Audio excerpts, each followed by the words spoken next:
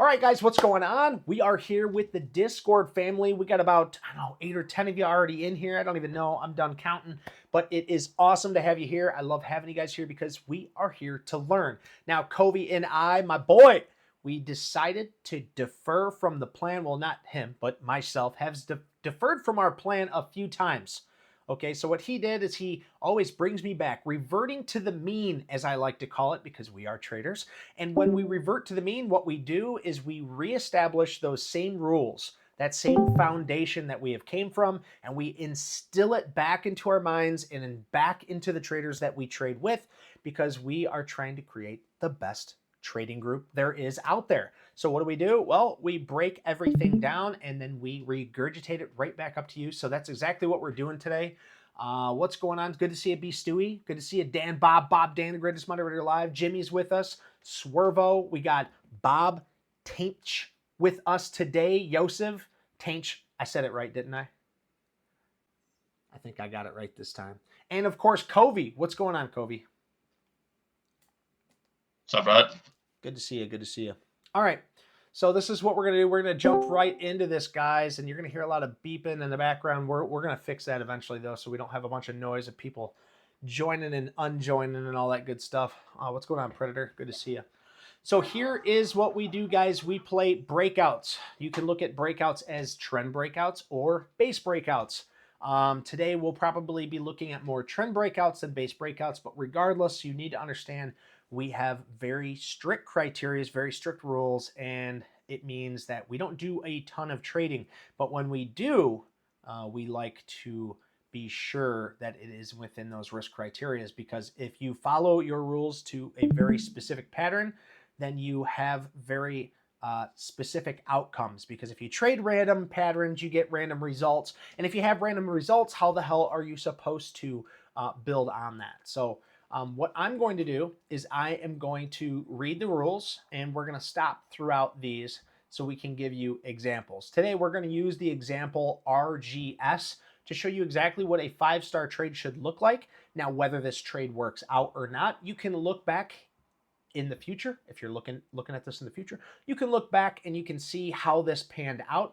Now, you have to understand that if it doesn't work out, that's fine. It doesn't work out. We go looking for another trade.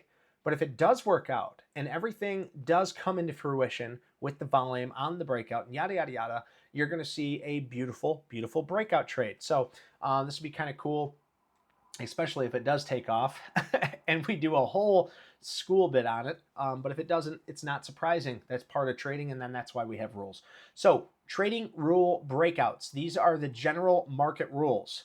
Okay, what do we mean by general market rules? Well, we first and foremost want to know where the market is going. So we need to see, are these the S&P 500? Yeah.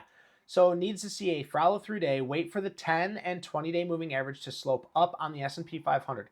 When the 10-day moving average slows down, be more selective in trading certain stocks. When the SPY is under 21, do not trade. Okay, so now we're going to go over that right now. For those of you that already know about this, congratulations, you are a genius. But we're going to always go over this, guys, because it's very, very important. Not just for trading, but trading in general, for investing even. I use the same rule. If you guys remember, when we broke the 21-day moving average over here, I was actually dollar cost averaging into the market this right here. I threw over $7,000 into this market. As we came down and back up, I was adding into it, and then we broke all-time high of day. I put the rest of that $7,000 into there, and now we're already up $700 on that $7,000. That's a beautiful, beautiful thing. Same thing with this strategy here. If we break this 21-day moving average, we do not trade. We absolutely do not trade until we get back up above that 21-day moving average, or at least start creating new higher lows on the overall market, so that way we can start trading again. So the first thing we look at is the S&P 500. That's what we use as our guide for trading. If it is up and the 10 and 21-day moving averages are sloping up, we are risk on. We are risk on currently in this state of market. So things are looking really, really good. So with that being said, if the market's coming down, we might not have very many stocks because we're waiting for that pullback. And we're waiting for a bounce. And when it pulls back, that's when you'll see stocks starting to set up. Covey, is there anything you want to add on those general market rules on when we start selecting our stock process? No, but usually you'll make the most amount of money, or the easiest time to trade would be when the 10 and 21 day are sloping up.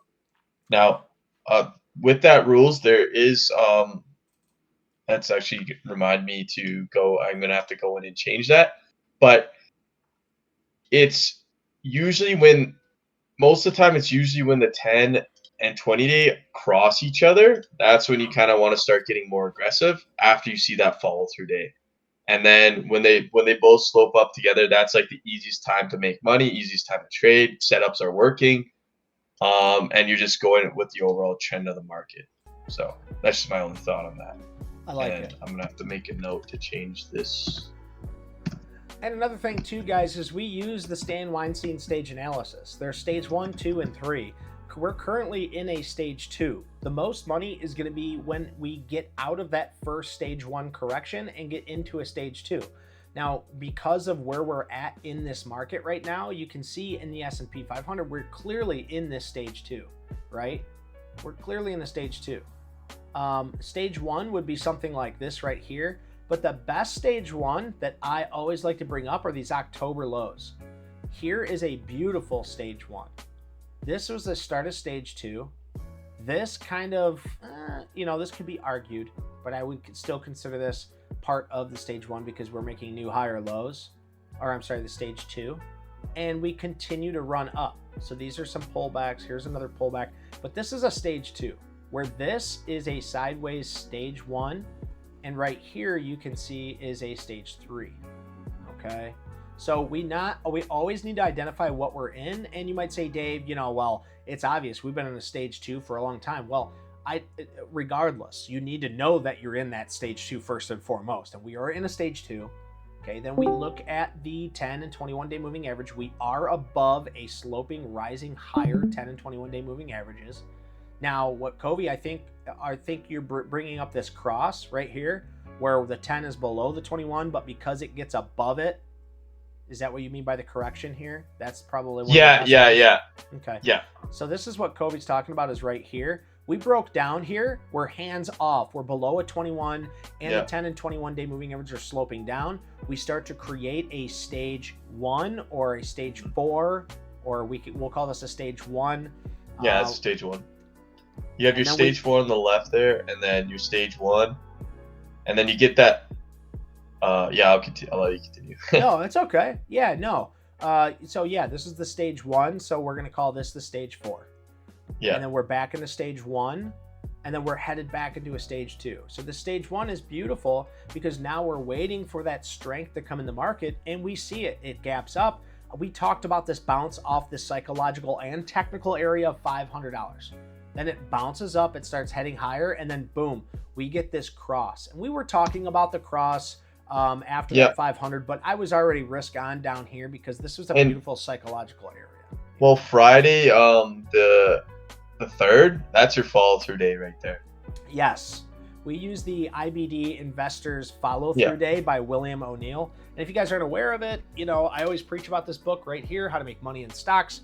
If you don't know about it, get to know it because it is a beautiful book that has over 100 examples within the first 110 pages of that book. So if you're a visual learner and you like easy books to read, right there, got lots of pictures in it. Okay, so thank you, Covey, for bringing that up. That's very, very good one to bring up. So right now we are risk on. We're above a 10 and 21 day sloping higher, okay, sloping up.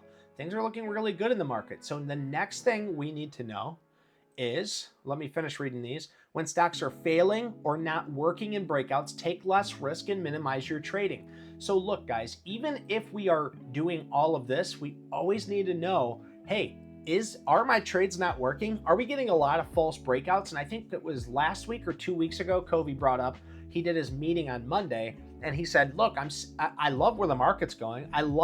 This is a beautiful move, but I'm seeing a lot of false breakouts.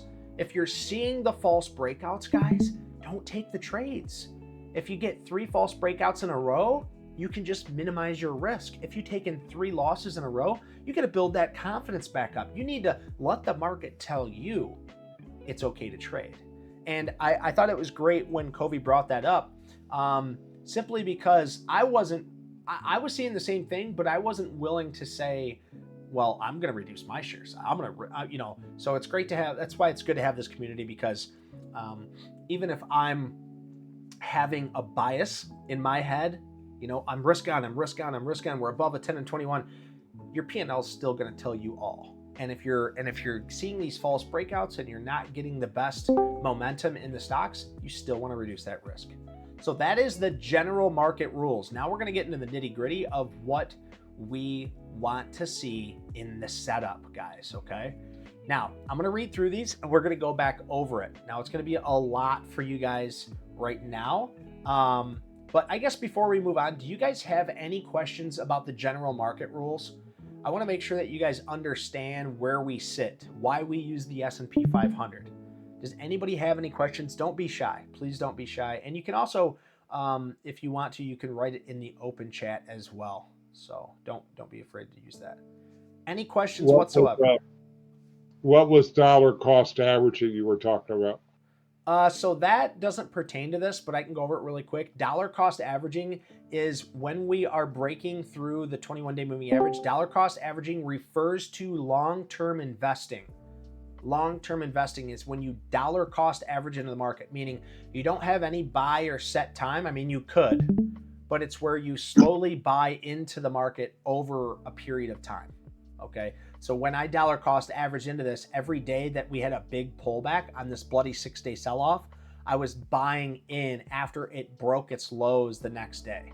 Okay. And you'll see that right here on VOO. I have it all marked out for you so you guys can see exactly. I was putting my money where my mouth is right here. I wanted to show you guys what I do. So as this pulls back, boom, I get in, boom, I get in. I got in 2 shares here. Then I let it play out, came back up. When we seen it break the 21-day moving average, I got in, boom. And then I held on to it. And once we broke new all-time highs right here, I got the last 10 shares in. So I bought a total of 16 shares. And within, 2 months time, we're up $661 in the YouTube account, So it's just like, I wanted to show you guys how to dollar cost average in and how to invest. Okay. But that doesn't pertain to this so much, but that is dollar cost averaging. Okay. Okay. What's that? That was an ETF. The VOO. Yes. That's the ETF that follows the S&P 500. Yeah. Okay. Any other questions on the general market rules, guys? General market rules. All right. So we got our follow through day. We pointed that out. We were waiting for the 10 and 21-day moving average to slope up. We got that. We are risk on. When the 10-day moving average slows down, we have to be more selective. Or if you are not seeing money, your breakouts aren't working, or your risks or your trades aren't working, then we slow down our risk. We slow down. We get very selective on our stocks. Here is the setup buy rules. Okay, the stock has made a leg up 30% in a couple of days or a month. We're going to use RGS, okay, because we've been hawking this thing. Now you can see right here, huge bout of volume, and this thing has moved up off of this stock 377%. There's a lot of eyes on this stock right now, so it's moved up. And so that meets our first rule. It needs to leg up at least 30%. This thing has definitely gone up more than 30%. And it needs to do that within a couple of days or 1 month. And it has done that as well. Now it needs to have an orderly pullback. What do we mean by orderly pullback?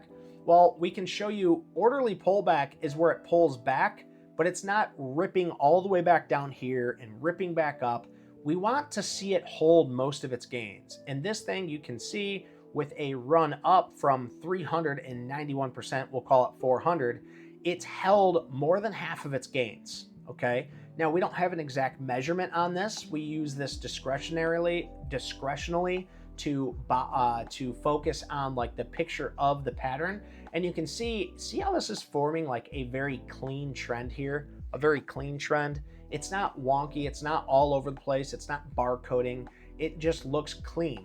That's showing that people are buying it in specific areas, Okay, it's showing good, clean price action. So that's what we mean by an orderly pullback. It's not all over the place.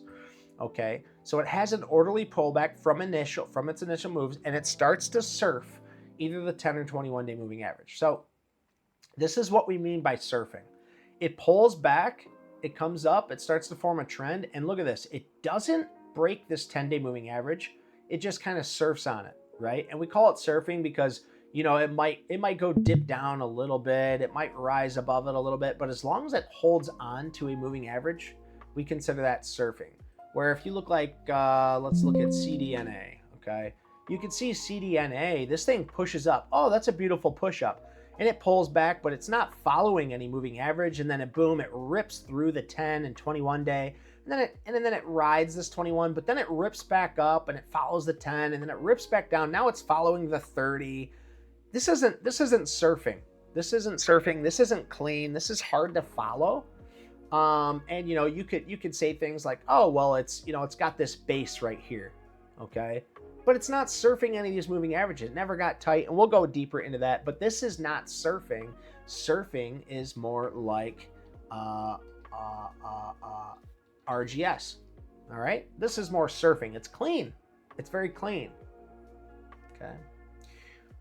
Next is minimum 2 higher lows after pullback. Now, we like to see 3 new higher lows. You guys will hear me count it out all the time. And I did this plenty of times with the S&P 500 here. You know, you can see, let me go back to the original stage 1 back here. And I still have it marked out, guys. Look at this. 1, 2, 3 new higher lows above a 200-day moving average, and it gets above a 21-day moving average. And what's this? A follow-through day. Absolutely beautiful, and that's when we start a whole new run on a stage 2. Okay, so if you look at these new lower highs, they happen all over the place. Okay, all over the place, and it's absolutely beautiful to see, because if we go back to RGS or NNE, we'll just use a different example so you guys can see it here. You can see new higher lows being set. So this is one of our beautiful call outs that we had on the watch list. You can see here is a orderly push higher, a pullback. It starts to surf this 10-day moving average. And then what do we see? We see a low, we see a new higher low, and we see another new higher low. Ladies and gentlemen, please, if I could have your attention.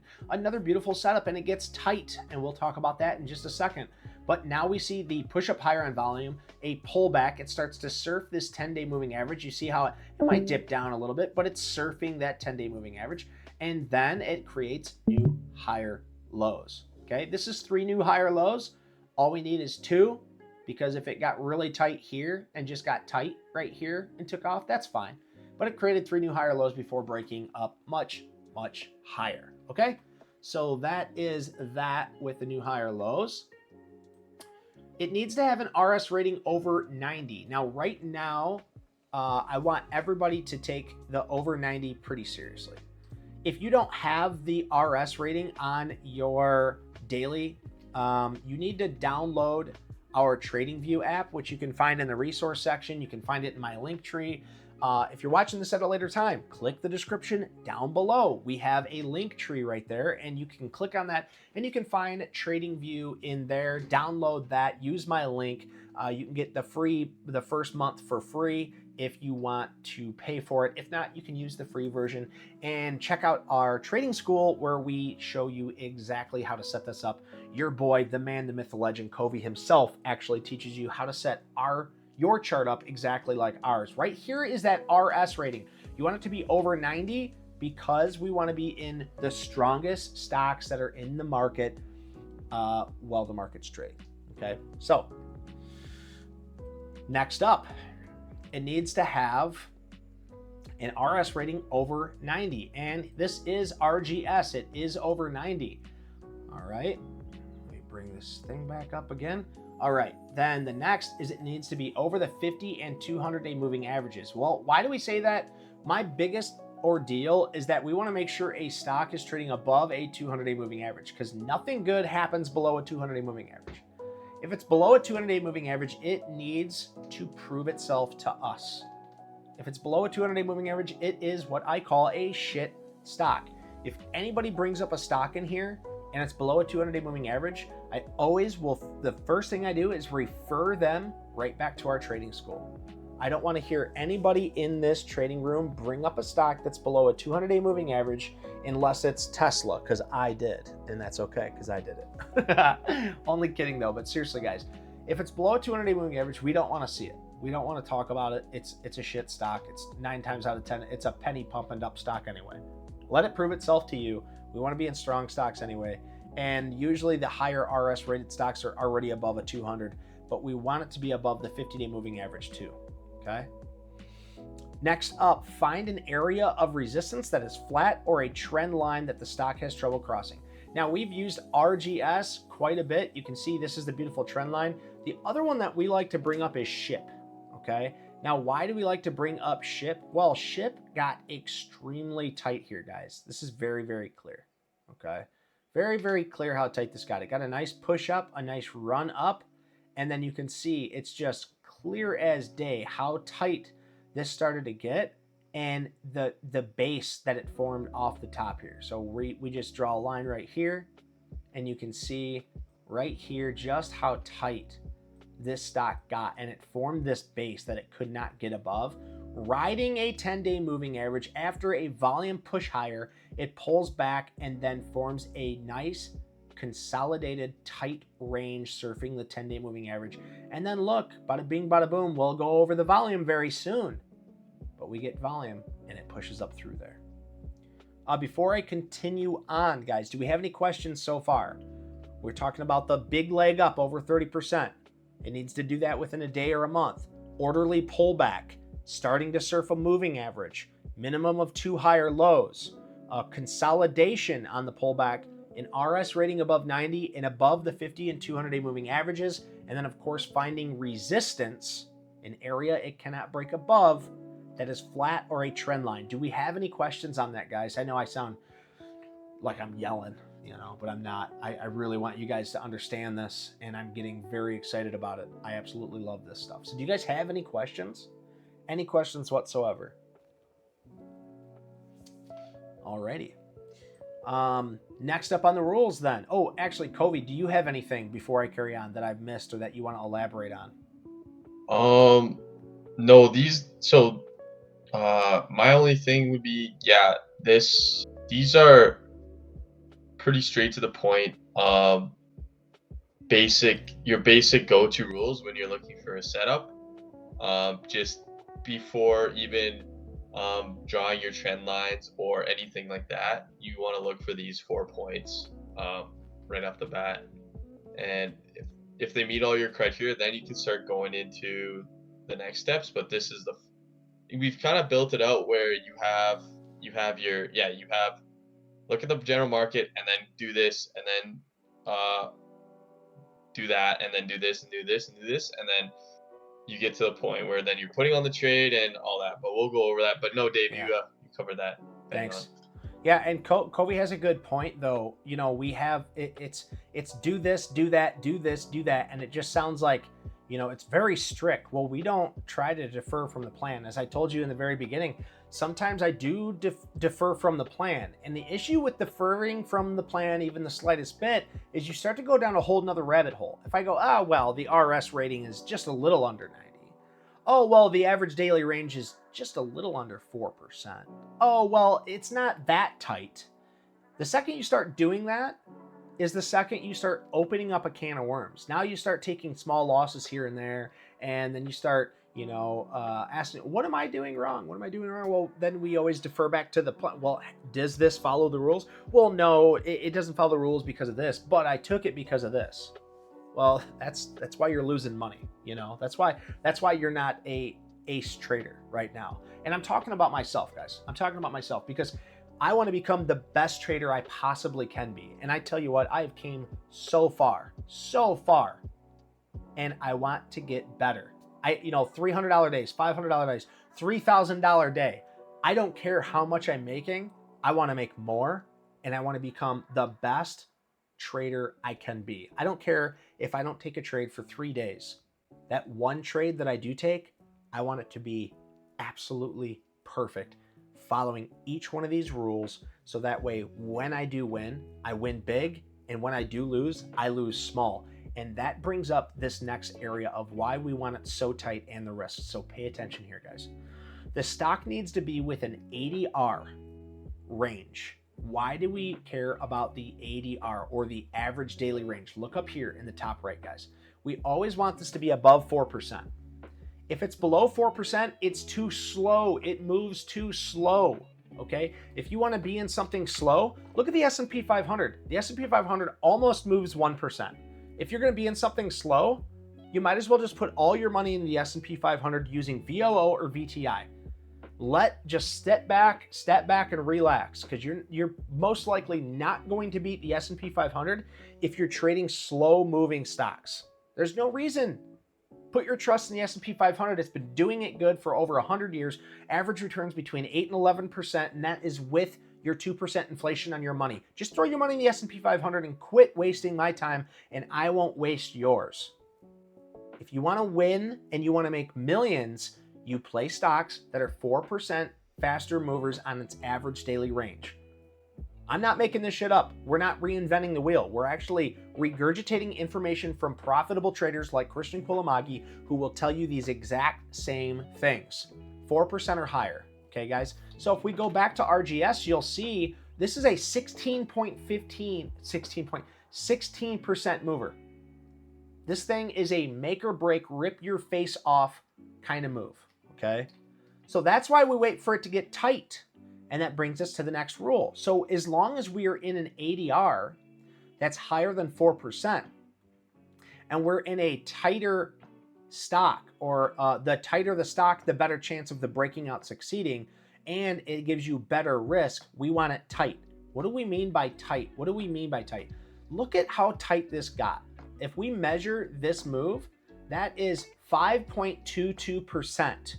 That means this stock has only moved today 5.22%, when on average this stock moves 16%, guys. That is 1/3 of its average daily range. That means this thing is very tight. That means every time it goes higher, there is supply that sells into it. Every time it goes lower, there is demand for the stock, and it is within a very, very tight area. Can you mute whoever that is, please? It is extremely tight here. So when it starts to move and it breaks out on volume, which we'll get to very, very soon, now we are only risking this much of the move, because we're going to use the low of day here. Okay? So it's gotten extremely tight. We don't want to take it here, because look at this. Look how big this candle is. We don't want to take it here because we need to wait for this thing to consolidate. After expansion, we wait for contraction. This thing contracts. It follows all of our rules. It gets extremely tight like a tiger right here. Now we're waiting for the expansion again. And when we start to expand and we start to see that volume, we can risk a low of day. And if it doesn't expand, it tells us when we're wrong right away. We don't have to waste our time in our capital and let our money sit in a trade for weeks, months, or years to figure out if we were right or we were wrong. If we get into a trade, we want to know that we're making money right now or we are wrong. And from there, we are risking a very small 5% of the move to reach a minimum of 3R at 16.5%. This thing can move 3 of its average daily range of your risk right here, depending on where you get in 1 day. It has that opportunity, or much further, much faster. As you can see, this thing had a nice little lift off in 1 day over 400%. Okay? So that is the average daily range, why we want it to be tight and why we are looking for tightness. I like to see 3 days of 3 inside days. So you got 1 inside day. This is inside this. This is inside this, and this is inside this. Okay, it's closing with inside of its previous day. Do we have any questions on that, guys? Any questions whatsoever? This is we take our trading very, very seriously. We do. We really take our trading seriously, and that's why. I'm taking this very serious right now. I need this refresher. This is more for me than it really is for you. But if you have any questions, please ask, because I want you to be on this level. I want you to be here because I want to be held accountable, just like Covey holds me accountable, and I hold him accountable too. Jimmy, do you have a question, brother? No, sir. I got you. Caught you talking, brother. Predator, you got anything for us? Yeah, I think I do. Okay. This is one of the areas that I had the most difficulty really narrowing down. And I don't mean difficulty as in difficult to understand. Sure. Difficult to actually see this play in motion to where you can correlate it to the teachings.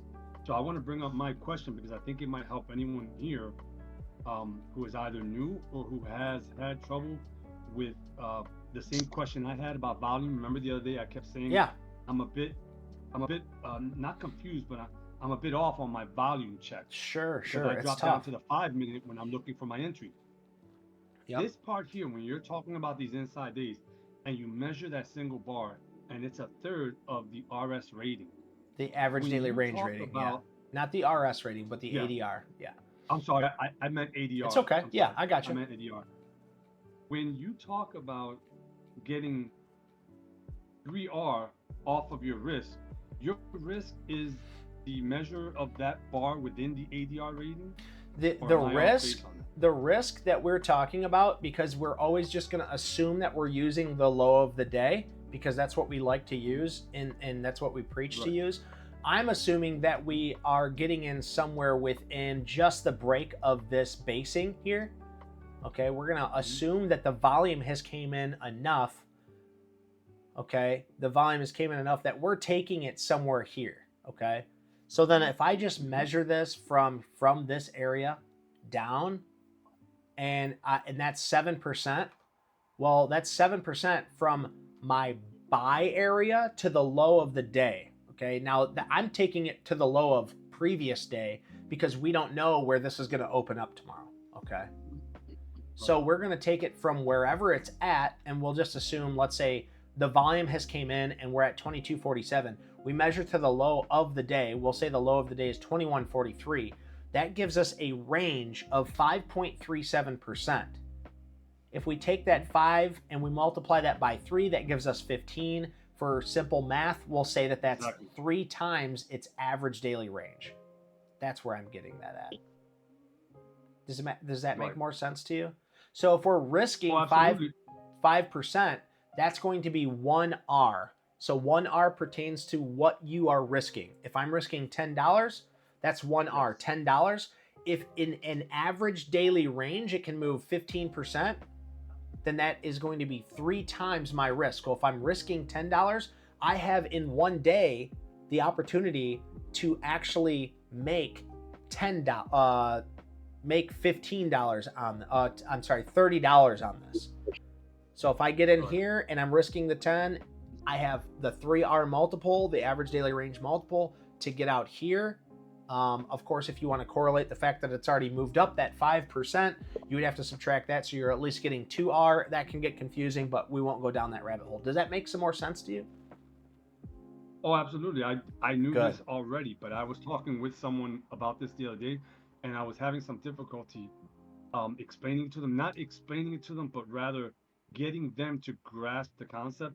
Yeah. Because what they were doing was they were grabbing the ADR range Yeah. and they were measuring their 2R as the ADR range. And I said, no, that's too far. You may never get to that if you're using the actual ADR range as your 2R. You're supposed to be, the way I explained it was, you're supposed to be grabbing the range of the day's bar. Meaning, like, if you looked at the previous day's bar, if it only moved 4%, that might very well be your first R, 4% up from when you get in. Yeah. And I was having some, when this video comes out, when you put this out, this is going to answer a few people's questions about the whole ADR business, because they were getting confused by, like, let's say this is 16 ADR. Well, when they get in, they were marking 2R as 16% above that. And they might never get to that. Yeah. No, yeah, you want your, yeah, I see what you're saying. Yeah, you want your low of day to where you've bought it. That is your risk, and that's going to be considered where your 1R is. So if you want 1R, it needs to be from the bid, the same percentage to the low of day, to the same percentage to the 1R. Of course, when we're in an uptrend and things are looking good, we like to recommend taking half at least at 2R, but we're really refining that too, especially with Danny.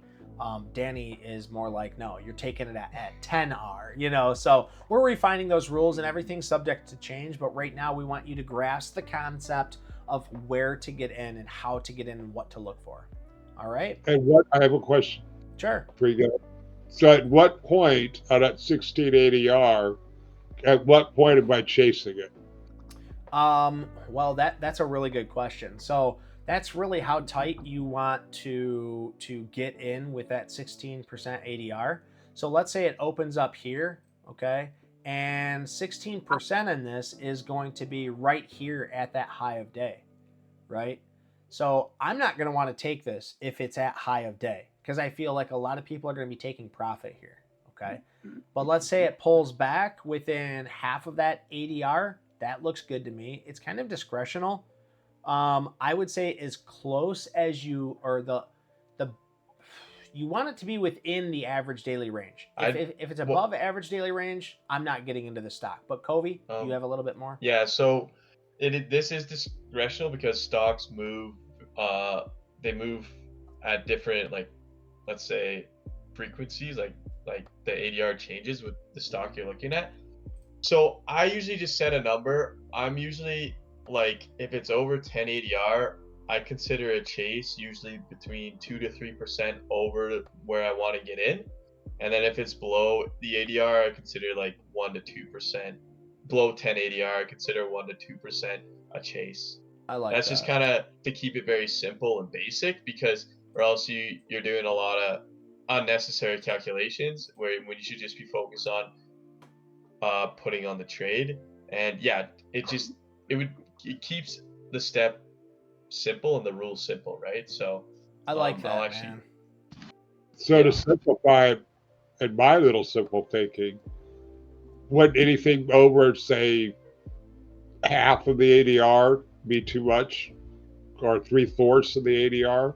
Oh, that's way too much, because you're talking about a 16 ADR stock, and if you're 8% from your buy point, then that's already considered way extended, right? Gotcha. You missed 8% of the move, so that's why I consider, if it's over 10 ADR, 2 to 3% over that where you want to get in, I consider extended, and I'll mark that in there too. I forgot to put that in. Yeah, so in this case, RGS, I would love to get in just the break of 22. These are my thoughts, not yours. These are not buy or sell recommendations in any way, shape, or form. I'm just talking a big talking chin right here. But I would love to get into RGS if it breaks out on volume at 22, meaning we see the volume come in here on the 5-minute time frame, and it breaks out above this $22 area. I want to get in as close to this $22 area as I can. If it opens up, let's say it opens up at $21, and then we get volume, and the volume punches this right up through here, $22.50 would be great. But let's just measure this, and we already know that 22.67 is already 3%, so I would say, the psychological $23 area, that's about as far as I want to go. That $23 area is about as far as I want to go, maybe 24. But 24 is already pushing it, because now that's the next area of high. That's not such a logical place to get in. That's probably going to be more of a pullback, because there's resistance here. You can see 1, 2, 3, and 4 times it has touched the psychological and technical area of $24. It's probably going to pull back. Maybe you wait for a pullback for maybe VWAP or something, but... So you're saying, so I've seen this a lot, where it'll hit what's the white line? What is that about there? This is a base. This is the base. No, what is that? What's the dollar about there? Oh, 22. Okay, so at 22, let's say, I've seen it slow creep up to that 22. Yep. And it slow creep after the 222, or the 22. Sure. And then all of a sudden, volume comes in. Sure. Boop. And then you're like, shit, it's at 25 already. You just go, well, that one's done. You know how Already many walked. times? If you see that volume that came in and it's slightly over your buy area, I would still consider taking that trade, because that's just giving you the conviction that, okay, it's at this key buy area and volume did come in, and now there's backing behind it that this thing can go farther, even if it's a little bit extended from that area. It just means your risk to reward is gonna be off. Yeah, you're not gonna have a make as much. looser risk to reward, and you're not gonna be able to put as much capital into the stock because of that. You're buying it a little extended. You can still take it, but you're just gonna have to reduce your position size. Yep. So Can I add something here? You guys can tell me if I'm wrong on this. I actually had this happen. The way that I took my trade, it hit the buy zone that I wanted to get in at, but it was a slow creeper, just like Dan expressed. What I did was I looked for the next supply demand zone up. In this case, if this 22 is Dave's buy area and it slow creeps into that, that's not a take if there's no volume. I would look at the top of that red bar, or in the middle of that red bar, that green bar behind it, whatever that price is right there. That's what I did to get into it higher, than my original buy point, because the conviction was that, where my buy point was at, it was a slow crawl. There was nothing going on, but the volume came in a bar later, just like Dan just said. Yeah. Get out all right with that. Yeah. Would that be? Well. So we're going to teach. I don't know if everybody understood what I said. No, I think I understand, but you have to understand there is going to be small nuances in trading, and that's why we give you our process, and you learn our process. You follow the process, paper trading or however you want to do it. Okay, you follow a process.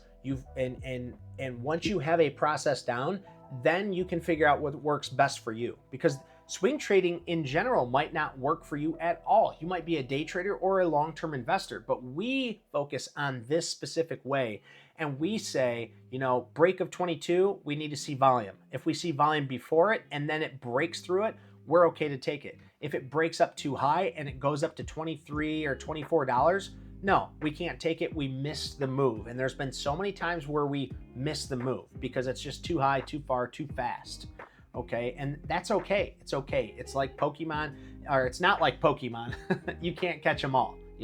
They say you got to catch them all. You can't catch them all, and you just got to let it go. And it sucks, especially after we've been hawking RGS for 2 days. We've been drooling over this thing, waiting for the volume, waiting for the breakout. But we can't take preemptive, and we cannot take it unless there is volume. So, but we will dive deeper into that really, really soon, guys. I do want to continue onto that because we'll probably hit that very, very soon once we get into the buying area of this. Okay, so we're gonna move on. Let's see. When a stock gets tight, we want to see a minimum of 3 days of volume dry up. So do keep in mind when we see this 3 inside days, we're looking for volume dry up. So if we look at this stock, and I'll just blow this up so you guys can see just the volume on here. Here's the big run up volume, and if we just look at the volume of the day, I'm going to move my head out of the recording. This right here, you can see the volume becomes it's almost not even existent anymore. So if we draw this from here, you can just see the volume decreases day by day by day. This is the volume contraction price. How do you say it? Volume contraction pattern. This is where the volume is contracting in a downward pattern, less and less and less and less and less volume. And I see Covey all the time. He's also, instead of measuring it from down here on the volume, he'll measure the candlesticks to show you that it's wide and choppy here, wide and choppy, not choppy, but it's wide here, wide here, wide here. It's getting tighter, tighter, tighter, tighter, tightest, like a tiger. And it's getting ready to explode because that contraction equals expansion very, very soon. Okay, so that is the volume dry up that we're talking about here. Let's see, when stock gets set, minimum 3 days volume dry up. The stock is over ADR 2 or 3% on the buy area. So we just went over this too. Over 10 ADR, 2 or 3% over the buy area. I just added that one in. Oh, okay, perfect. I was gonna say I don't remember us doing this yesterday, so wow. Like, damn, you're on top of it, bro. Thank you for that. So yeah, we just went over this, the 2 or 3% over the buy area if that ADR is over 10%. Okay, nice to have. This is not a rule. A stock should also have a good story behind it. So what do we mean by that, guys? If you guys watch the news and stuff, now I will tell you first and foremost, I started in penny stocks. I don't believe crap. If something comes out in the news, I think it's bullshit. I don't care. I've seen it on everything. A good example was Peloton. Peloton is getting bought out by Nike. Peloton's going to be solely provided at Dick's Sporting Goods. Peloton switches its, mainstream. Peloton, they come out with all these news because why? Somebody is holding a lot of shares and they want to give it some excitement. They want to bring that stock up so they can sell off into your ass. And I've seen it happen over and over and over again. And news is just a catalyst for dumb money. Okay, so unless you find that you are in a good story, that they are getting bought up, that there is that the hearing went well, that the study had good advancements and 100% win rate, or their foreseen futures are looking great. I don't even know how to give you good examples because the new they're being bought by Volkswagen, not they're in talks and being bought by Volkswagen. No, they're being bought by Volkswagen, or something that could make this stock be worth something much, much more, that is good to have, but it's not a rule. It doesn't need to be there. But it's nice to have because then dumb money starts buying this thing up too, Yeah, just to expand. Please do. Expand on that is it gives the reason for investors or institutions to come in and get behind the name if that stock has a story behind it and it has potential to go somewhere. You see that with going back to NNE and REBN, those all had pretty powerful catalysts behind it that made that initial move up and then formed a base and then ran higher.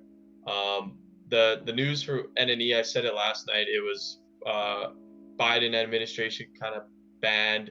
You won't find it in TradingView. I found it in a different article on, I think, the Wall Street Journal or something like that. But it pretty much Biden banned nuclear reactors coming into the U.S. from Russia. Okay. Or something to do with nuclear material coming in from Russia. He banned that. Okay. And then REBN, their news was they're expanding to the Chinese market. China. Okay. No, REBN, they expanded to the Chinese market, and like I said, that just sent their sales through the roof. Their financials improved by hundreds of percents, and it's just that story, and those it's just a nice to have, pretty much. Yeah. So. Okay, so that is your catalyst, guys. You want a good story behind it. Imagine being in a stock that's moving up higher, faster, and everything's looking good, and then a good story, or even before it, there's a good story on a stock and it continues to move higher. That's even if you believe what I believe and it's dumb money buying it up, or it's real news and there's real investors looking at this thing going, hey, I want a piece of that action too. It gives you that extra incentive to hold. It gives you more reason to buy. It gives you more catalyst to the stock. So it's good. So that is a good reason to have a good story behind it. Even good earnings reports, guys. If it comes out with good earnings and you see it break an area on volume, and it's because it's showing that the earnings is coming out and they're much higher, or they're expected to be much higher. We've done that quite a few times here. So now we move on to the breakout buy rules. When you enter a stock and it starts breaking its range, which can look like it's breaking the resistance, this could be the high of the previous day when we see volume coming into the stock on the 5-minute area.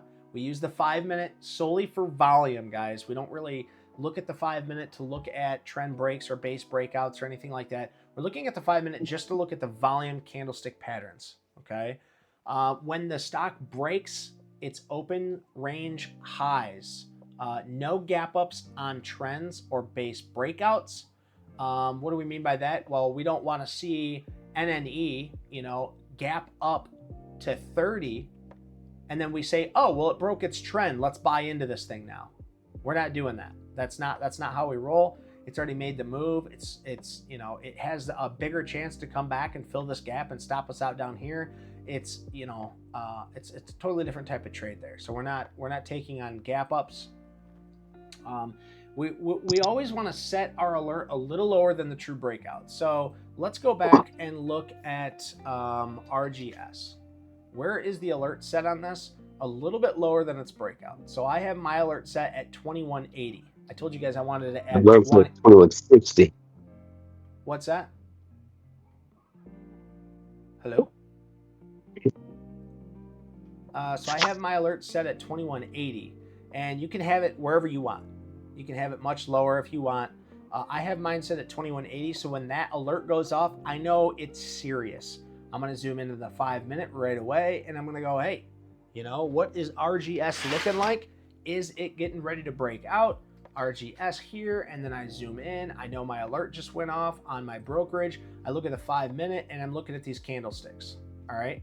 What are these candlesticks telling me? Are they higher than the average previous traded volume? Is this something that I need to take serious? We know that we have volume price contraction or volume contraction pattern right here. Do we want to take this stock? Okay, look at how beautiful this is, man. That is nice. Now we want to see higher than average volume than the previous traded days. If this volume gets up higher and we're reaching that $22 price action area that we spoke about earlier, well, then I know that's where I want to take, the $22 area. Then I know that I'm ready and willing to take it. All right. How do you decide where you set your alert? Do you go by the ADR, or do you just set? So here's the trend break, right? So we can already see that the trend got really tight compared to the 10-day moving average, right? So I'll just draw this out for you. So if we're playing this breakout, if we're going to play this breakout, we don't want to know when it's up here, right? We don't want to know when it's here. We want to know it's breaking out of a very specific area. So my alert for this thing went off a dozen times today because it broke out of this area, this trend. So it went off once. Then I set it to this high of day. It went off again, but there was no volume. Then I set it to this high of day because it's already broke through this on no volume. So it went up and it alerted me again. So I watched it. It came back down. No volume was traded. So I set my alert again to this high of day. It broke it again, and you can see all this happening right here on the 5-minute. This is a shitty looking way. Hang on. There you go. So right here it is. And I had my alert set here. It hit it. Hit it once, hit it twice. Set my alert here. Hit it once, hit it twice. So then I set my alert back up there. Each time it hit it, I was resetting my alert back up there. And then the rest of the day, it sold off. None of it had volume. You can see right here. Let me switch this back to the daily. You can see right here, none of this volume had any substance to it. Okay. And I don't usually look at the market open so much unless it's like double this. You know, if it looks like this, it's going to catch my attention at the market open. But it needs to break through that area, you know. So I just watched it right at the market open. You know, it came right back down, traded sideways, hit my alert again. I had to reset my alert, hit my alert again, had to reset my alert. So when it comes to that, I kind of went on a tangent there, Bob. Did I answer your question? Where do we want to set our alert? We want to set our alert in a key area. Well, we don't want to set our alert here, right? I could even pull this back a little bit if I wanted to. You know, we could set it at 2163, 2160. I think I heard somebody say earlier. We could set it at 2160. But you want to set it in a key area before the actual breakout. So once this hits that 2160 now, it's going to alert me, and I'm going to take a look at this, and I'm going to take it seriously. If it starts to fail back down or it goes a little higher but there's no volume, I'm not going to sit here and stare at that stock all day. I'm going to reset that alert at a key area. Well, the next key area would be right here at 2201. So next time it pops up and it hits 2201 or the previous high at 2194, it's going to bring me back to that area. So that's a really good question. It's a really good question. Alerts are your friend. I don't know what brokerage you use. I can set as many alerts as I want on Thinkorswim. I have probably 200 alerts because Most of my alerts never hit when I was playing penny stocks, 4 or 5 years ago, so I still have alerts and I don't even know how to delete them. So maybe I should do that. I'm sorry, I have a follow-up question if you don't mind. Sure.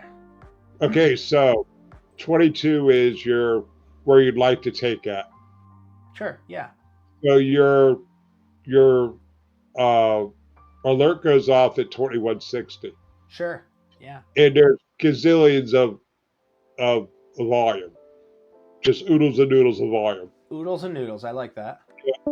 Do you take it then, or do you still wait till it hits 22? Oh, I'm gonna wait till it hits 22. So if there's oodles and noodles of volume, it's probably gonna already be broken 22, right? If we're talking oodles and noodles here, it's gonna already have broken that area, and then from there, I'm gonna measure to see if it's within my risk to reward ratio. All right, I want to make sure it's not all the way up here to 24 already. If it's within 22 or 23, and then I'm going to calculate 23 minus the low of whatever the day was. We'll just say it was 2079. And so I'll calculate that and I'll say, okay, it's at $23 minus the low of the day. We'll just say the low of the day was $21.30. So we subtract 23 from $21.30. Then we get an average of, or a share is $1.70 from where we want to buy to the low of that day, and then we can multiply that price by, let's do 300 just for the sake of it, and that would be risking 500. Okay, so am I willing to risk 500? No. So then I got to do 1.7, multiply that by, let's say 250. Oh, okay, 425. Oh, still too high. We'll do 1.7 and we'll multiply that by 150. Oh, looks like, okay, that's within my risk multiple. That's 1R, right? 300 is my 1R. So now I can take, at the price of 23, I can take $255 risk. That means I can get 150 shares right there. So I can buy 150 shares at 23. So if I get oodles and noodles of volume and it pushes up to this new area, then I can buy it as long as I know what my risk is. That's my risk. It's within my $300 risk. I know I can buy a little over 150 shares, probably 175 shares. But you would not buy it below 22. No, because it's not breaking out yet. So Okay. why I think it's not breaking out yet is because 22, it's hit multiple times. 1, 2, 3, now 4 times it's hit 22. And there's obviously a clear area of supply here. What happens when you buy all the supply and there's still demand? Price goes higher. That's it. That's economics 101. So like we have all the supply. The supply we also call resistance, okay? And you can also see this resistance back here too, but it got bought up and went higher and then found some supply up here. Then it sold off down here and it found some demand. Supply, demand, supply, demand. The supply and demand is getting very, very tight. So because the expansion, we get contraction, supply and demand tells us if one side is weaker than the other, then it's going to continue to expand in that direction. So why won't I buy below 22? Because there is still supply above 22 or at 22. So once we take out supply, then I am right there with demand. I want to be the first person to buy this new Furby, the new Nintendo 64. Right? Because it's going to be worth a lot of money. Everybody's going to want one, right? And so that's why I won't buy below 22. I have to see a ton of volume come in, and it's got to break that 22. That's for me. Covey, can you expand on that? Do you agree? I think it's a great question. I think it's a great question. I don't think there's going to be enough volume in here that won't push it through 22 yet. Yeah, so with RGS, they're you're looking for the volume on the 5-minute. To be honest, I took this trade actually today when it cleared the opening high, and I messed up a little bit because there wasn't no volume on the 5-minute. You see what happened? This thing came back and it squatted. Yeah. That's why you're looking for volume on the 5-minute. And with going back to your other question, Dan, with about doing, is it extended or not? It's almost more important to maybe get in a little extended, but seeing that volume come in, because that's giving you the conviction that it's breaking up and breaking through, and it's going to have that continuation. So yeah, if that answers the question. So you say it's better to get in a little late than a little early. Oh, 100%. 100%. Okay. All right, Yes. cool. I can get my mind around that. Yes, just going back on it, it's way better to see that volume coming in than getting in early and getting slightly a better price. But optimally, it is better if you get both. But I like that.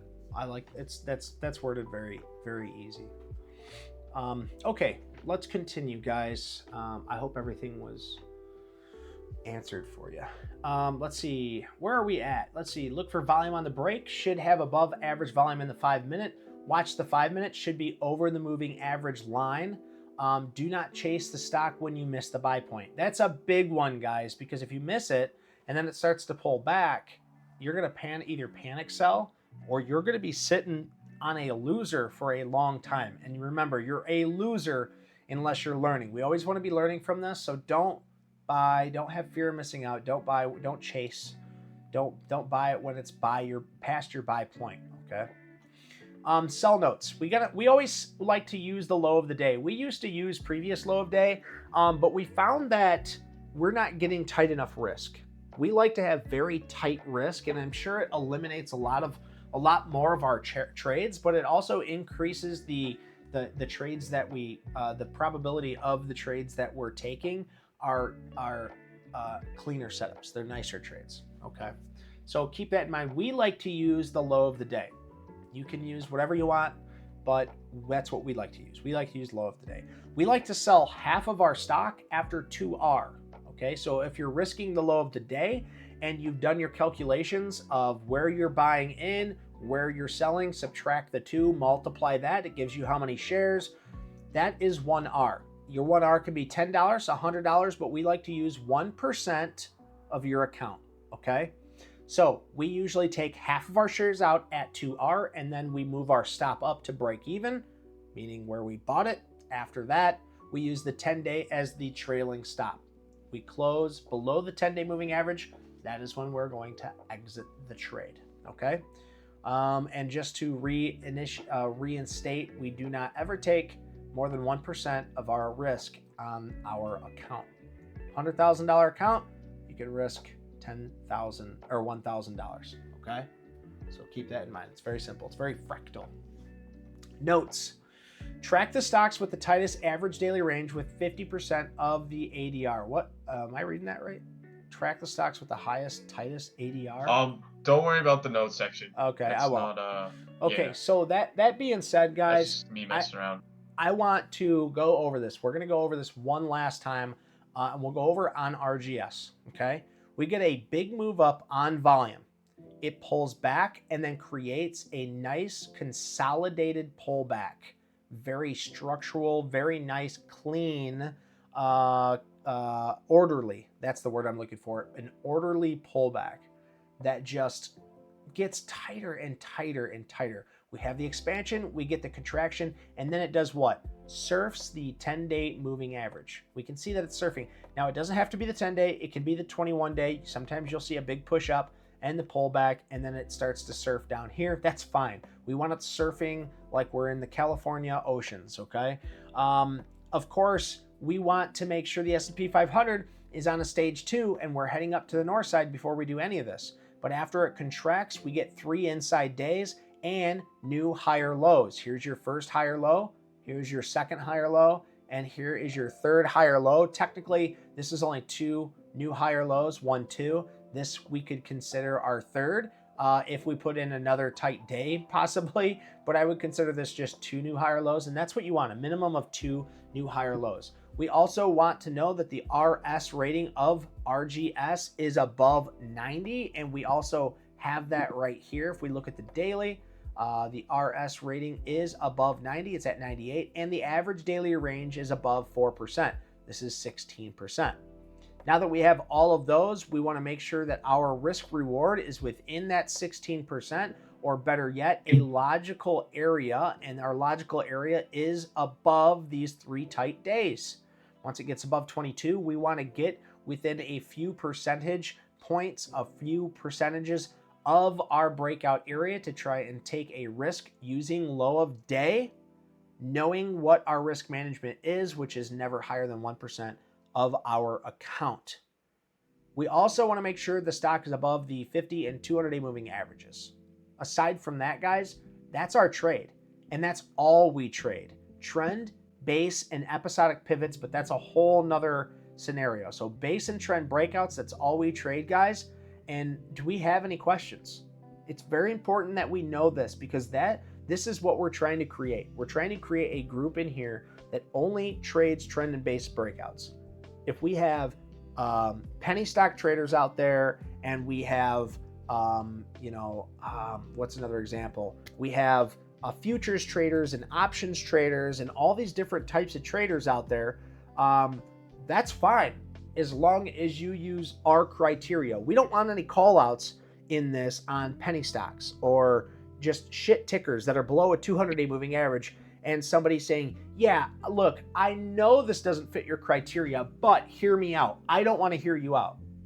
I have a very, very specific criteria, and I don't mean to be an asshole. I just don't want you wasting my time, and I don't want to waste yours. So if it doesn't pertain to you in any shape or form, then that's fine. You'll find your way elsewhere. But right now, we're trying to do our absolute best to stay focused, to have a tight niche group of people that are willing to follow a process and become better traders each and every single day. And again, I want to reinstate this. I'm not saying this to be an asshole.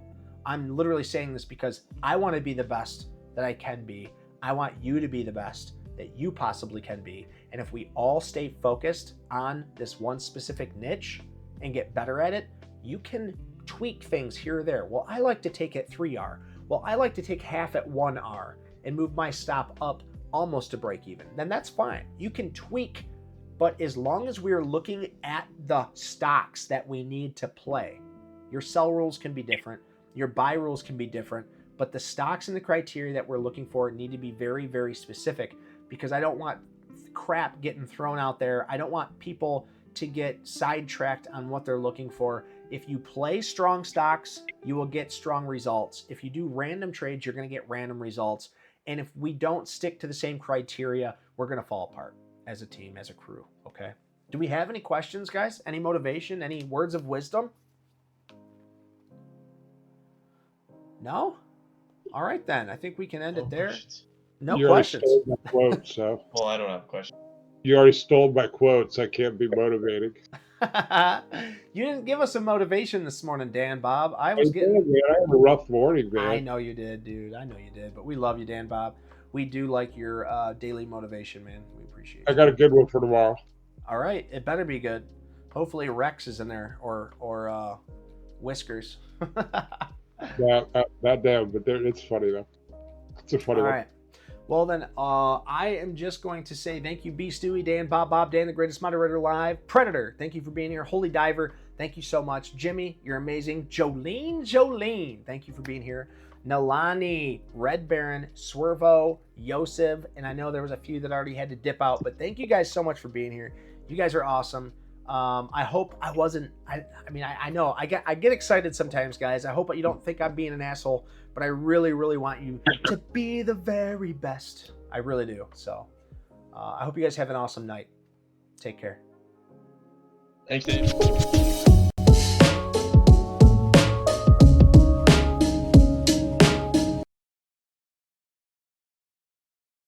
For being here, man. Thank you for helping me.